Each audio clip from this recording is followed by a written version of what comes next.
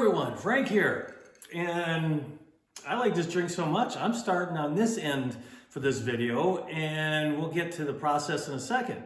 But with everything that is the crop that we're seeing in citrus that we're getting from either our neighbors or maybe our own backyard, with grapefruit being king, the drink that calls out is called the Paloma.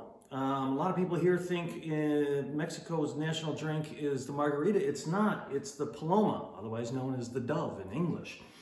It is a tequila-based drink with grapefruit juice. Well, actually, they use grapefruit soda and lime juice. But let's cut out that sugar. You don't need it. You got this beautiful fruit here. So what we're going to do is to show you that we have a nice Blanco tequila.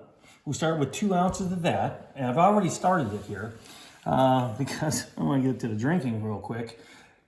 We've put in half a lime and half a grapefruit. Notice that right here we're just showing 2 different grapefruit. One's a ruby red, this is a pink, there's also a white.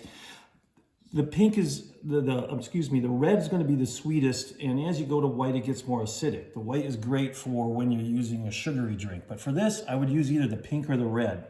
So we squeezed in half a grapefruit, half a lime, 2 ounces of tequila, and we're going to then top it off with just club soda to give it our fizz. That's why this drink is so easy, is because it's all mixed in one glass. It does call for a pinch of salt, but I like using TAJIN, which is like a lime salt. Put it a little on a rim or put it in, that's it.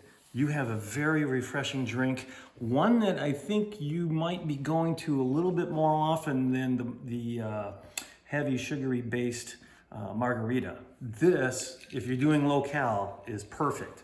So, cheers to you all. I'm going back to work.